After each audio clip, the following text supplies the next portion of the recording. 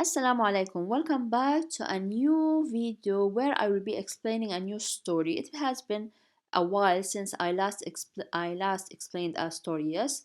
So today we're going to do the same. I know that they are helping you a lot. That's why I'm doing this story.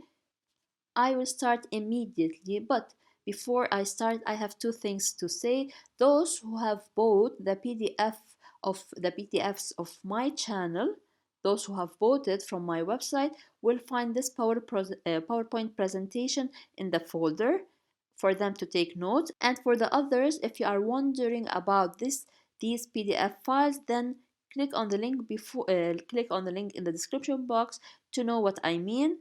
Two, if you are finding these stories beneficial, and I know you are because I'm reading lots of comments, positive comments about the explanations of these stories, then I highly recommend that you also check the link of the 5 Turkish stories which I've explained in details. They are 9 hour long. They contain lots of information, lots of explanation, lots of meanings, lots of grammar explained in this story. So also, if you want more details, look at the link in the description box below. Now, let's start with our story. Tilki ile Teke. Tilki ile Teke, the fox with the goat. But of course, we mean here the fox and the goat. So the story talks about the fox, Tilki ile, and the Teke, goat.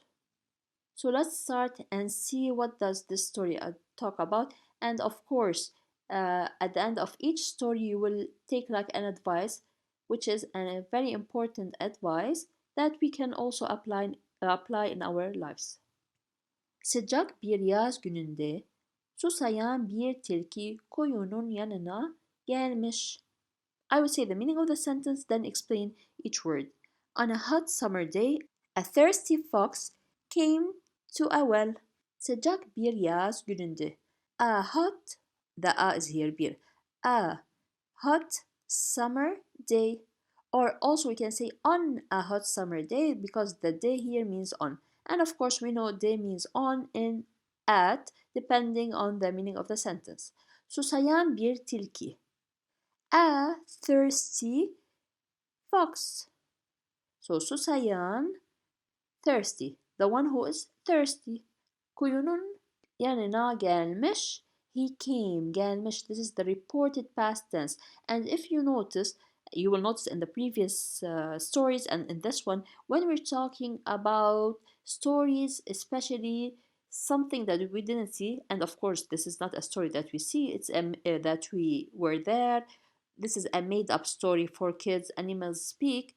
We are reporting what happened, so we use mesh. And also mesh has several uses. This is one of the uses. When we report something that happened before. Kuyunun yanına gelmiş. He came beside the well. Kuyu here means well.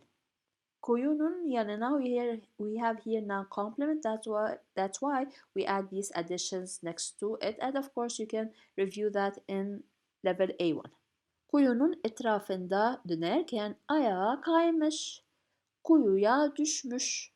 Meaning, and while turning or while moving around the well, he slipped and fell in the well.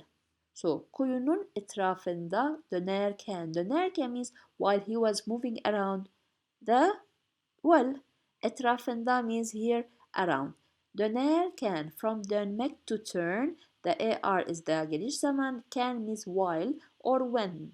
Ayağa kaymış, as it is, means his foot, he slipped. This word comes from ayak, foot. Together they mean he slipped. Kuyuya düşmüş, he fell in the well. Now here there's no n, there's no da, but the verb düşmek takes before it a or e. Why? As a protection letter. Zavallı tilki ne yapmışsa kuyudan çıkmayı başaramamış. Meaning, whatever the poor fox did, he couldn't get out of the well. Zavallı tilki, poor fox. This is an adjective. Ne yapmışsa together means whatever he did. So whatever he did, the poor fox, whatever he did, kuyudan çıkmayı başaramamış. He couldn't get out of the well. Kuyudan, from the well.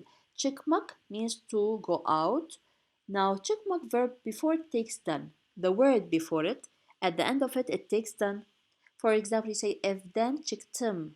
I went out of the house. But if I want to translate it as it is, it means I went out from the house. So you know now that çıkmak takes done or done depending on the vowel at the end of the word before it.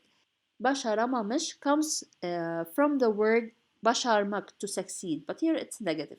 First of all, başar, we have this one, the root verb. The a here means can, but it comes with the ma, which is couldn't. If I want to say couldn't, cannot, I put a or a depending on this vowel, and next to it is negative, and we spoke about it before. Now here, başaramamış, he or it, the fox, I'll say he. Let's say he.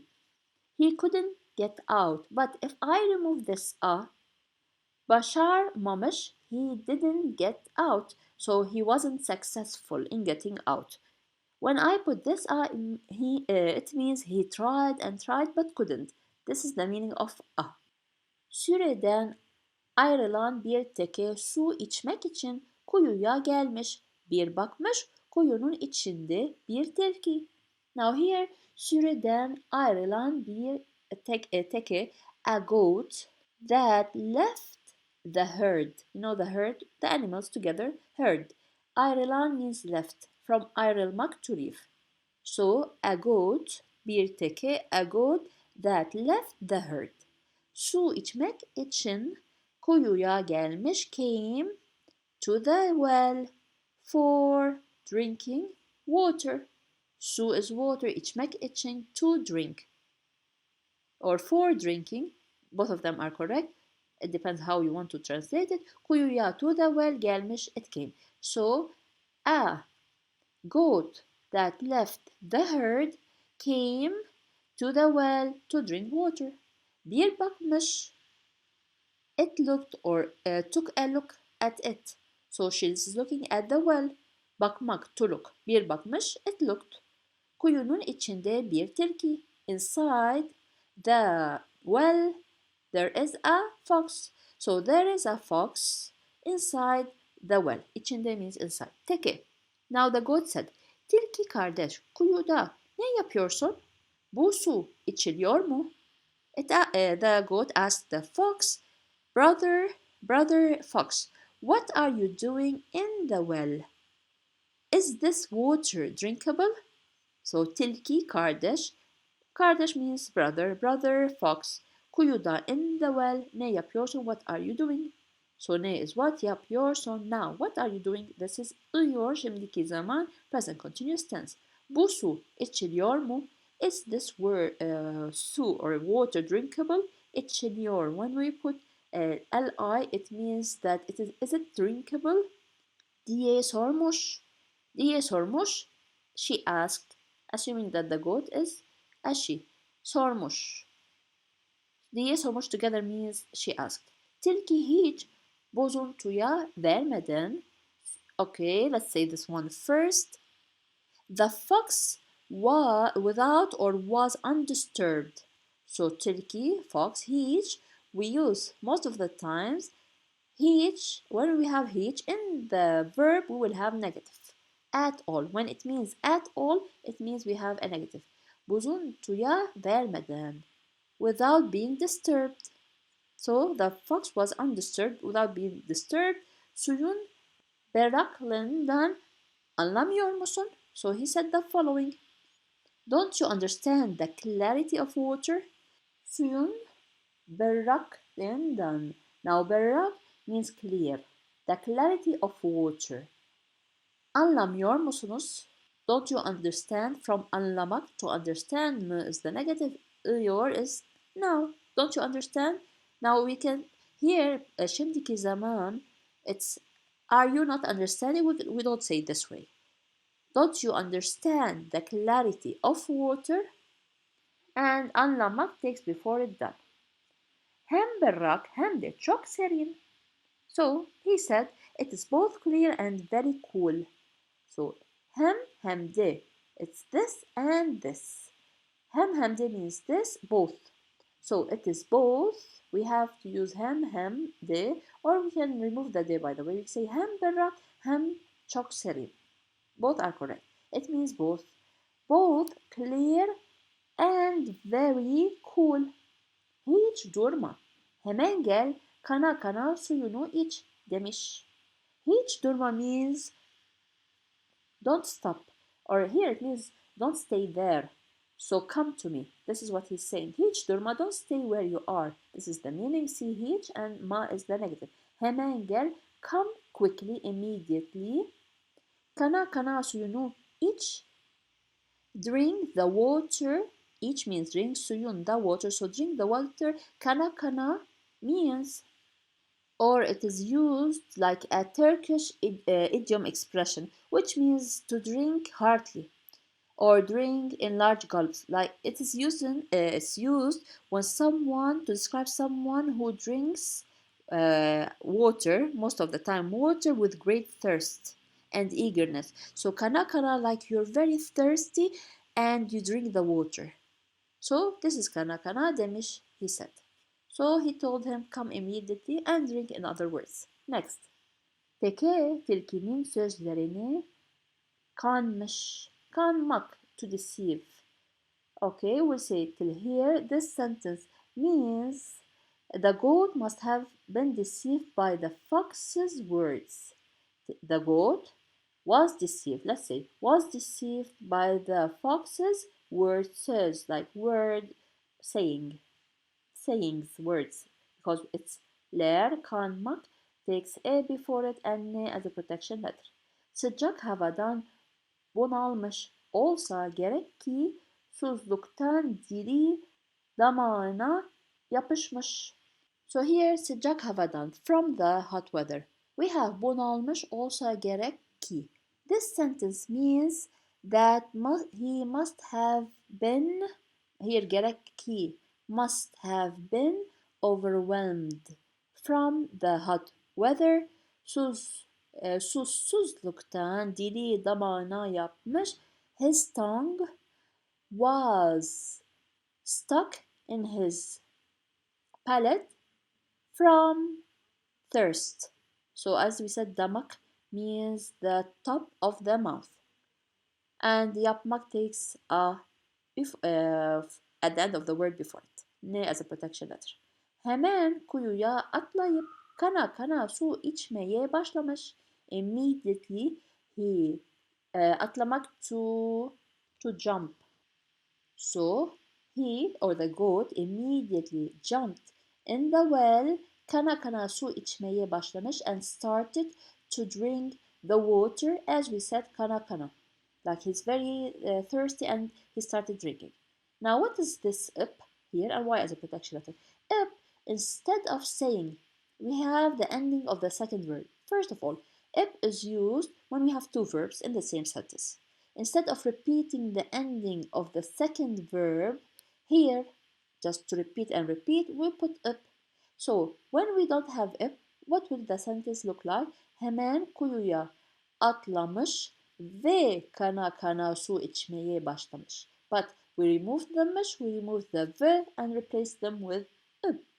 And here we put a because we have a. It could be ip, up. And started drinking water. So başlamak before it takes a. Su içip doyduktan sonra aklına başına gelmiş. After drinking water and being like satisfied with the water, he came to his sense maybe we say. So su içip, see, instead of saying içmiş, here gelmiş. Instead of saying içmiş ve doyduktan sonra we just put up. Su içip doyduktan sonra, yes, after being full from drinking water. So he drank water and became full. Aklına başına gelmiş. He was like aware. His senses came to Let's say he came into sense. This is how we say it. Or he came to his senses. So aklına başına gelmiş. This is the meaning. Akıl means mind, baş means head, gelmiş came. But we said what it means. Dönmüş tilkiye. He turned to the tilki, which is the fox. So dönmüş, he turned. To is a y is a protection letter. Tilki kardeş. Friend tilki or fox friend. İyi ettin beni. Su içmeye davet ettin. You did well with me. İyi ettin beni. You did well. Good. Ettin. You did. Beni to me. So you did well to me. Su içmeye davet ettin. You invited me. So ettin you. From davet etmek to invite ettin. Ti in the past and ne you. So you invited me to drink water. Ama şimdi buradan nasıl çıkacağım diye sormuş. But how will I get out? So ajak here, ajak means will in the future. Again, but ama how will I get out from here now? Şimdi now buradan from here nasıl how çıkmak as we say çıkmak means to go out. The future is acak A-C-A-K but because I have a vowel after the K it becomes yumuşak K diye sormuş he asked. Tilki said.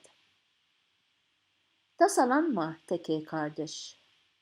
Kuyudan çıkmanın yolunu ben biliyorum. Don't worry, tasalanma, don't worry, brother goat. Kuyudan çıkmanın yolunu ben biliyorum. I know the way out of the well. Kuyudan çıkma. See here, çıkmak again took done. So to go out from the well, yolunu away. Ben biliyorum, I know. So I know the way to get out of the well. Ön iki ayağını duvara yasla. So he told him, let's say the meaning first, put your front 2 feet on the wall. So ön iki ayağını, two, your ayağını, like ayağı, your feet, two of them, the front ones. So the front 2 feet, duvara yasla means like put them on the wall. Yaslamak or yaslamak, it's yaslamak means lean. So lean on the wall with your front 2 feet. Boynuzlarını da havaya dik. Meaning raise your horns in the air. So boynuzların, your horns da also havaya to the air dik. Here dik means like raise in this sentence. Ben boynuzlarına basıp yukarı çıkarım. Sonra da seni yukarı çekerim demiş. So this sentence means, let me tell you the meaning first of all. I'll step on your horns and go up. Then I'll pull you up. That's it. I'll pull you up, he said. So he said, boynuzlarına basıp, I will step on your horns. Yukarı çıkarım, I will go up. So yukarı here means up, çıkarım, go out. So up here, you noticed up instead of repeating the additions. Sonra da after that seni yukarı çekerim, then I will pull you up. So çekerim, I will pull you up also and seni you demiş, he said. Let's see what happened. Teke tilkinin söylediklerine kanmış. The goat was deceived by the fox's words. It's the same as it passed before. So kanmış, it passed. Söylediklerine, his sayings, his words of the fox. Tilkinin söylediklerini harfiyen uygulamış. He applied the words of the fox word by word. Harfiyen means here word by word. So he did what he told him exactly. Hemen razı olmuş. He immediately agreed. So razı olmuş here means agreed. So he immediately agreed. Tilki keçinin üstüne basarak kendini kuyudan çıkarmayı başarmış. So here the meaning of the sentence, the fox managed to get himself out of the well by stepping on the goat's by stepping on the goat. Yes, this is it. Tilki keçinin üstüne basarak. By stepping on above. On the goat, so the fox. By stepping on the goat, kendini kuyudan çıkarmayı başarmış. He was successful of getting himself out, çıkarmayı out from the kuyu, the well.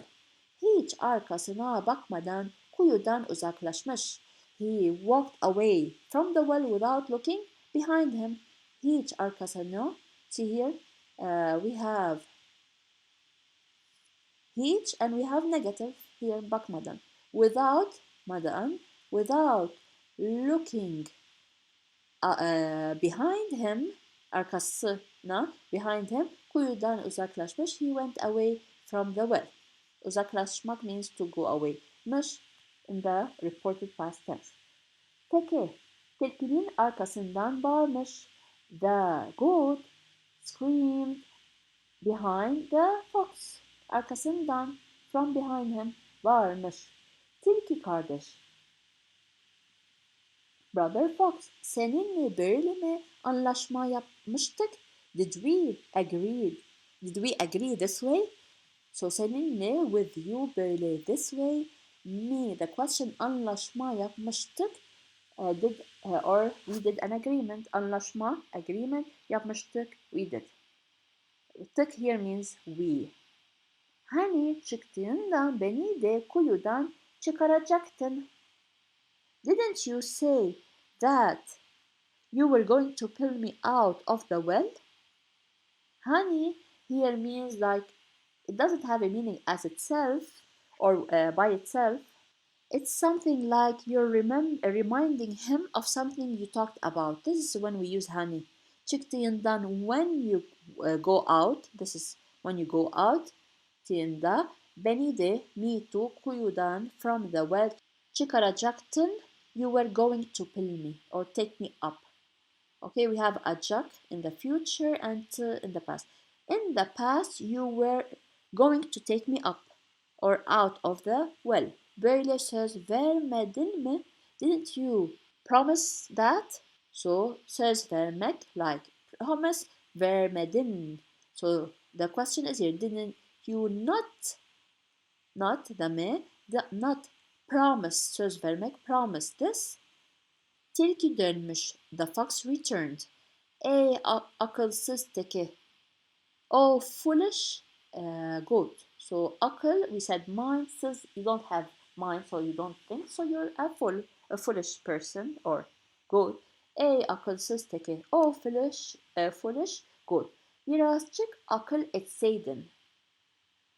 If you thought a little bit. So birazcık, from biraz, a little bit. Birazcık. If you akıl etseydin means if you thought a little bit. Kuyudan nasıl çıkacağını düşünmeden hiç iner miydin? Demiş. What did he tell him? Would you ever go down the well without thinking about how to get out of it? Kuyudan nasıl çıkacağını düşünmeden, without thinking of how to get out from the well. Hiç iner miydin? Would you ever go down? So again, would you ever go down without thinking of how to get out from the well? Demiş, he said.